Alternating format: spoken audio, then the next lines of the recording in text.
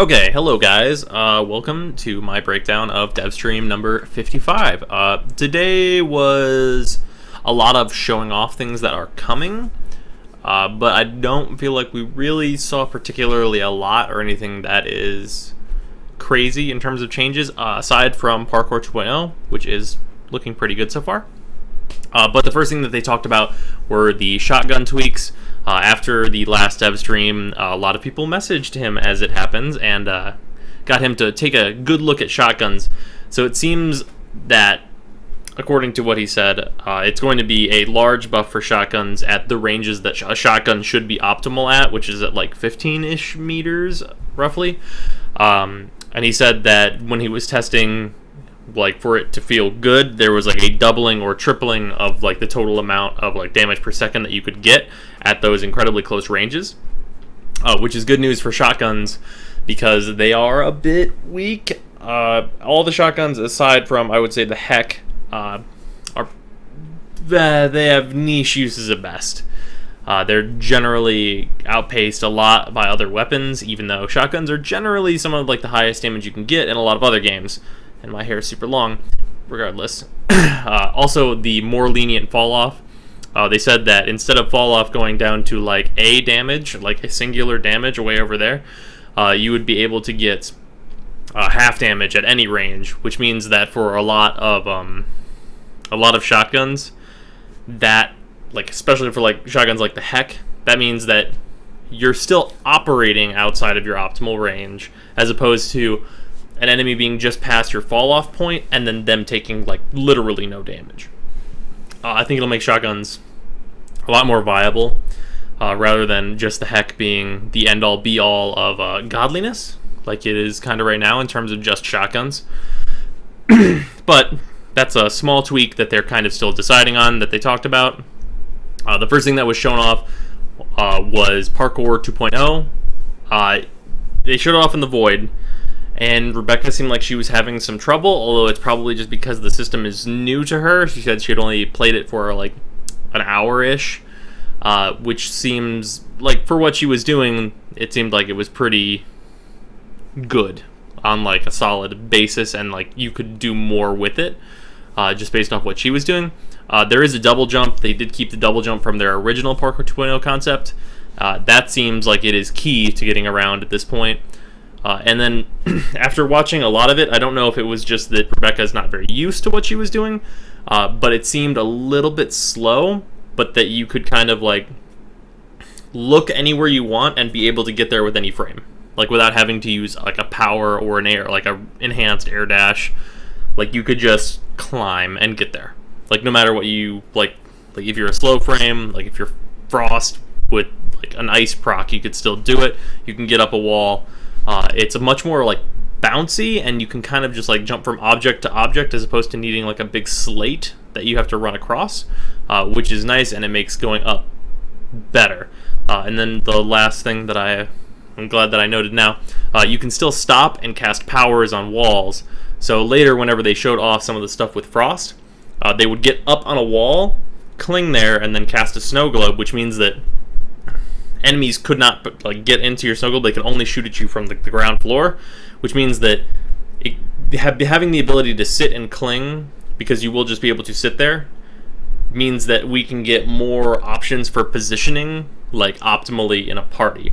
Like say you have like a Frost that is like clinging up on a wall and can just like freeze guys that you need like frozen from above, and he can have multiple globes up at a time that have unlimited duration with some of his changes, which we'll talk about in a bit.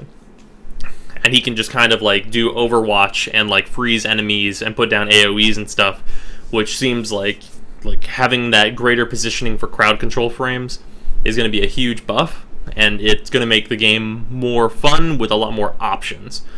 And that stuff seems like whenever they're done with it, it will be much better, especially with the stamina being removed change, which I am very excited for.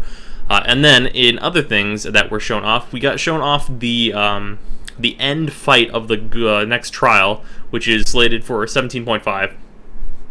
It looks good. I have an image that I screenshotted of Golem and in Archwing fighting him and such. It looks fun. I don't know. Like, the thing about it is that they were in God mode, which is fine. The other thing about it is that, like, Archwing isn't exactly like the most polished system that they have, so it being an Archwing is worrying to me as someone who doesn't really like Archwing very much, and I feel like it's kind of a system that isn't as fleshed out as it should be.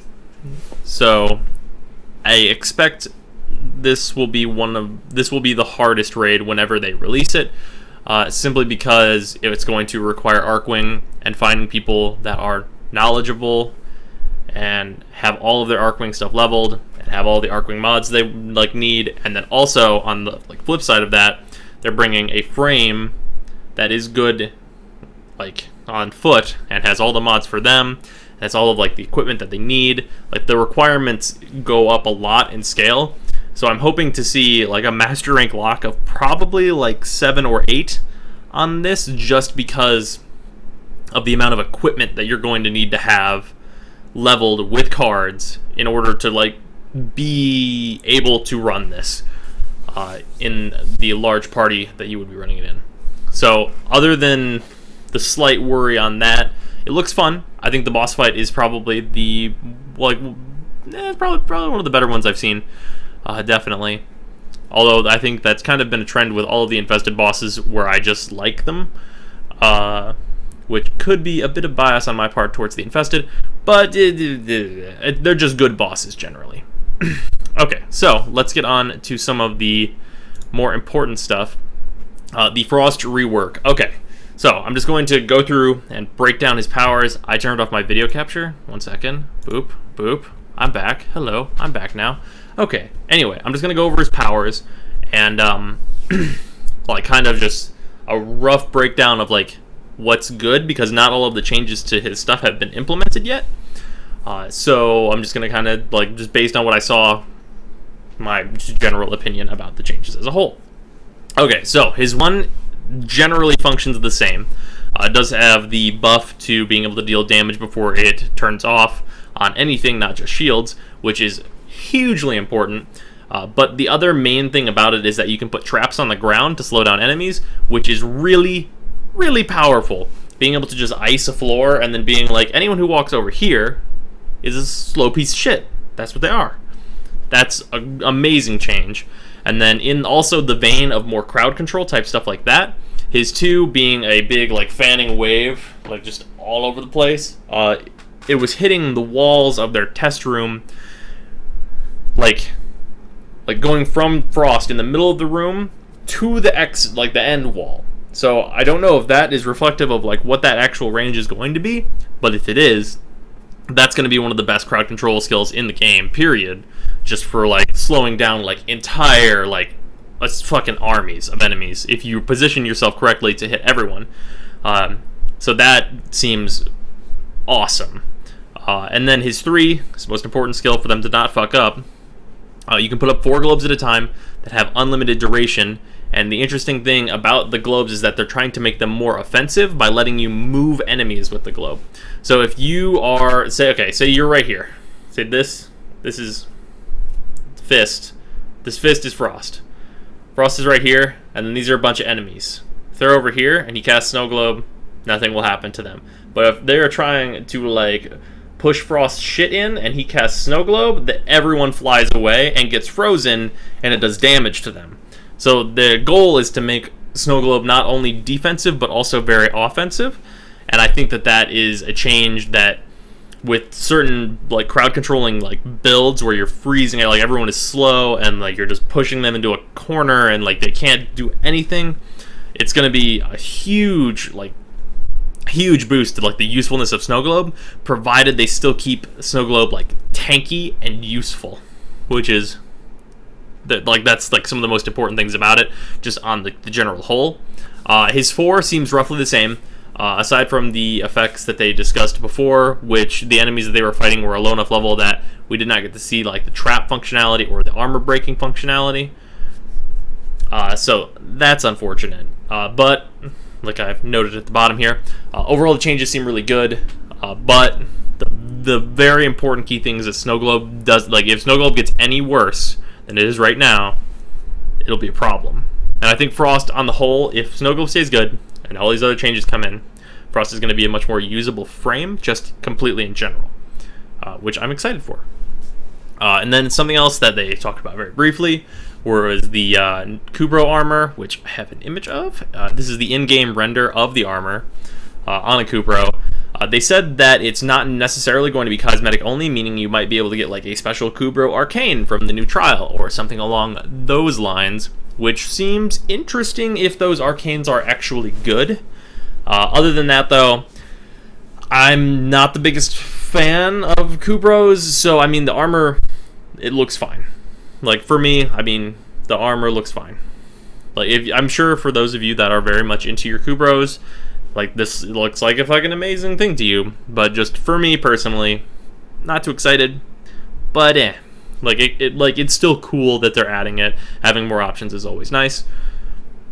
Okay, so, and then other things that they talked about, the turrets and deployable cover of the Grineer are going to be dispersed across the different maps, and they said the deployable cover is going to be probably rolled out slowly, and it'll be just kind of there for you to be able to destroy and for the Grineer to use, and then later on it will be a thing that the Grineer can actually deploy against you in like hallways and stuff like that. The turrets are really interesting in that they're obviously invincible from the front, at least as far as I could tell. So you'll have to get a little creative whenever you're trying to take them out, and where they're positioned I think is going to affect a lot if they are used by us at all, which they are mountable by the Tenno. So that stuff was interesting, but let's get to the main point of the whole... I'm very good at turning myself off. Okay, let's get to the main point of the whole thing that I saw, which is my favorite portion because I enjoy what I saw, which is the solar map. So I'm gonna keep this over my video for a second because it's a huge map, and it's this. Okay, so there's like a lot to take in here. There are 5 major areas which you can see represented by the different symbols, which are all placeholder. Like there's not like Zenerik is not inherently a lion. Those things are all placeholders. One moment. Boop, here I am. Okay, those things are all placeholders, but the way that it's set up is going to be the same. Players will start out in the Naramon core and then move out towards the lion symbol, the Zenerik, I believe it is, and then move counterclockwise around and unlock things that way. It seems a bit messy, but I think it will make more sense than what we have right now. And it's early enough that like we have no idea like what the breakdown is, because like they said they were removing nodes. So this looks messy as like a front end, but if you go into Naramon core and then you click on Earth and you just choose a mission type, that is way less messy, because that's like you're cutting it down to just like planet nodes and then special events, which means that like this will work as more of like the world building focus that I think that they originally wanted it to be, like whenever they decided to change the map again. So I think as like an overall change, if they do it correctly, I think that it will end up being more, what's the word I'm looking for? More intuitive for newer players to be like, all right, like, because like they'll start and like they'll only be able to see the Naramon core. It's like, okay, well I need to go here, obviously, and they'll unlock another area, be like, I need to do this stuff, and move over, and move over, and move over, and that's there, obviously. We did learn, for those people that are kind of like lore fanatics, or they want to know more about the game, we did learn that the Madurai Sphere is apparently the exit to the universe, which is where the Void is and stuff.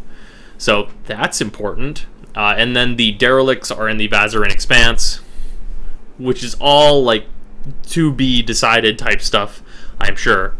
But I'm really interested to see where the solar map goes, because it's really, really important that it is good, because you can't, like, one of the main problems with Warframe as a whole is that you start doing missions and then you get to there are two groups generally in Warframe that I've noticed, like just based on like time that I'm playing and trying to get matches.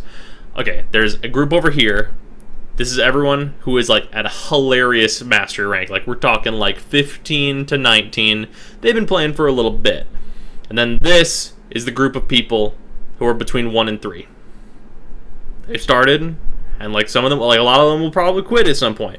These people aren't probably going away. Like anytime soon, it'll take a big shift in order for them to stop playing because they enjoy the game, clearly. These are the people that are still trying it out. This middle section here, this is the thumb section, the connecting point between these two is real thin. Because there's these two huge groups, and then you got these people in the middle, and like there's just a lot of breaking points, and like there's not a lot of people.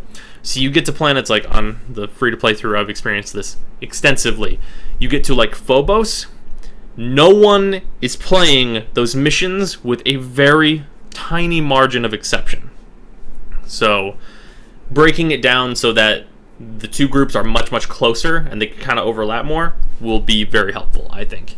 Just on like a general scale. Also, I'm in the mood for like hand stuff today, I suppose. And then we're shown one more thing right at the end, which is the app functionality, which it does exactly what you would expect and want it to do. Like, I mean, it's Foundry waking up Kubros, which looks like a Tamagotchi, very adorable. Did I already say Foundry? Probably already said Foundry. Arsenal, like just all of the things that's like, I want to mess around in my arsenal and I want to change to this gun on this build or whatever, or like I need to build another Forma. I should do that really quick before I like go to school. I'm on the bus to school, let's say. But yeah, like there's a lot of good changes coming, just in general. Everything that I saw, I was excited for, which is a good sign, of course, naturally. Let's drop the map. Let's get one good look at the map again. It'll drop me off. Damn, doing this in reverse all the time. Okay, yeah, let's get like this is one like good look at the map, and like you can kind of see how like the planets are dispersed. Like down in the bottom left, that's where you have like the gas giants and stuff, and all of that. Okay, so we did not see a whole ton of like new content coming or anything like that, but we did get playable stuff shown where they are getting very, very close on Parker 2.0.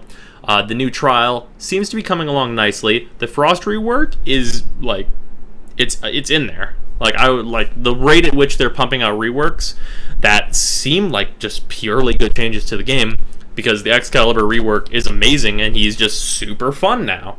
Like he's just super fun to play, and like he's a good frame that scales into the end game, which is what you want. And based on the changes to Frost, he's going to seem the same way, and that's awesome. Because I would like all of the frames to be good at endgame. That's what I want. And then, obviously, more Grineer stuff, like shotgun tweaks to a weapon that's kind of falling behind. Like, all of it's good news on that front, and was not really disappointed in anything that I saw. So, thank you for watching, you guys. If you got questions in the comments about anything I might have missed, or yeah, if I missed anything, call me out. Please call me out if I missed anything. I think I got everything that was important, and not kind of just like a minor note kind of thrown in there. But yeah, thank you guys for watching. It's been a little bit like I just want to say thank you to everyone who's watching and everyone who's like subscribed to me and who like wants content. Like, just thanks, because it is really motivating to see that people want to watch my stuff. It's really nice. And like the Saren video came out and you guys corrected me, and I corrected that with another video, and it like just having like people interact and like tell me when I fucked up, which like I like being told when I fuck up, so please tell me when I fuck up. But yeah, just generally thank you guys for watching, and I will see you next dev stream or next video, or you know what, probably tomorrow. I will see you on a video.